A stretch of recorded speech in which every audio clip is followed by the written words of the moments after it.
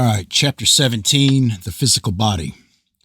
My children, contemplate the nature of your own bodies. The fruits of the field provide the flesh, and the stones of the earth the framework. How wonderfully you are made, how precise and perfect is the construction of your earthly habitation. Who but the greatest of beings could have ordained its nature? Who but a master architect could have planned it? Among all creatures, you alone stand erect, that you may enjoy and admire the wondrous works of your Creator. Rejoice, therefore, in your form and in your body and in your powers. Rejoice in the consciousness whereby you experience, in the eternal soul within, whereby you know.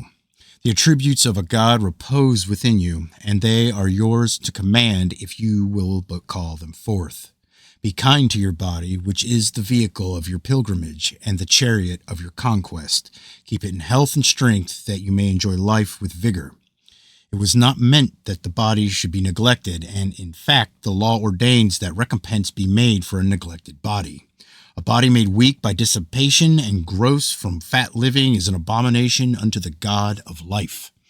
On earth the body is equally as important as the soul. Keep it clean and in good health, and that it may fittingly serve the purpose of the soul. The nearest approach that can be made to complete bliss on earth is to enjoy the blessing of good health. If you would reserve health unto yourself, even into the ripeness of old age, avoid the allurements of intemperance and dissipation. These are the bewitchments of the wanton and harlot, and not easily avoided. When she spreads her delicacies before you, when her wine sparkles in the cups, when with sweet smiles she induces you to cast care aside, then the hour of danger is at hand, and therefore let prudence come to your aid. If you give heed to the sweet words of the temptress, then you are deceived and betrayed. Flee from the bower of the harlot. Her face and form are fair, but underneath the core is rottenness. She is perfumed sweetly on the outside, but the odor of putrefaction lies within. Her deceptive promises of joy are gates leading into the road to madness, and her pleasures lead to disease and death. Look around the board of the wanton woman.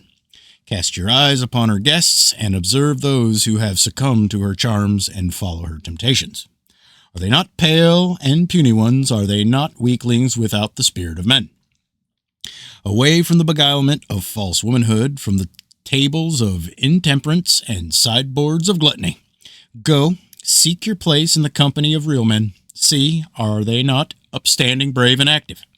They are surrounded by the halo of vigor. They vibrate with the song of vitality. Their arms are brawny and strong, and labor is to them as play to the child. Their talk is virile and manly. They know the weaknesses of fornicators and mock the softness of she-men. Their passions are vanquished by self-command, and evil habits do not suck their spirits. They take their pleasures in moderation, and therefore the enjoyment endures. Their hours of rest are few, but their sleep is deep and sound. Their hearts are serene and their bodies strong. Their thoughts are quick. Their thoughts are quick and their form lithe. They are men and the sons of men. Rejoice, O man, in your body, strength, and cleanliness, and be not ashamed of your nature. Live in peace and contentment, for cakes of flour and water eaten with a contented heart serve the body better than fine meats eaten with strife and enmity. Do not accustom yourself to lying in bed while the dawn is breaking in beauty. For no man is wholesome unless he has knowledge of the dawn. Remember that the call of the food table exceeds the needs of the body. Do not weary yourself concerning the affairs of the day, nor be over anxious about your household and estate. Things happen, disasters or power come according to the dispensations of God. Follow your inclinations, and if your plans go awry, continue in peace. Do your best, and be content that you can do more. Let your heart be quiet within your body, and your body will not be unhealthy. It is the guest chamber of the soul. Let the soul not abide in squalor. God ordained the law and laws which govern the conduct of man, and laws which govern the ways of nature. Unnatural deeds bring unnatural afflictions in their train, and unnatural thoughts precede unnatural ills. The soul of man within his body is like a conqueror in an occupied land. The laws of the victor conflict with the laws of the vanquished, but it is the greater law that must be obeyed, so both may live together in harmony. Avoid the guilt of furtive and unmanly things, that you may walk with a high head and steady eyes. It is wrongful for a man who cannot know women to seek the sustenance of the serpent. Your nose is ever ready to savor the sweetness of perfume, and your mouth delights in delicacies of the table. Your eye is ever alert for beauty, but remember the perfumes do not linger long in the nostrils, and delicacies destroy the appetite they arouse.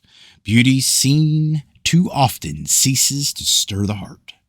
The rule is moderation in all things. Turn from unmanly ways, follow the path of cleanliness, and avoid the indulgences of soft living and inequity. Follow these rules and sleep soundly. Spend your waking hours in peace. Enjoy life. Take whatever it gives with high spirits. When it bestows contentment, be contented. When it presents the test, rise above it. And when disaster strikes, meet it like a man.